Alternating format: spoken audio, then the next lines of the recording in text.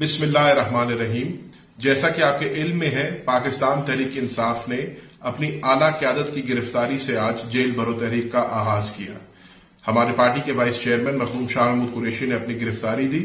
اور یہ پاکستان کی تاریخ میں ایک نیا باب رقم ہوا ہے۔ یقیناً وائس چیئرمین کی گرفتاری سے پاکستان تحریک انصاف کے کارکنان کو مزید حوصلہ و تقویت ملے گی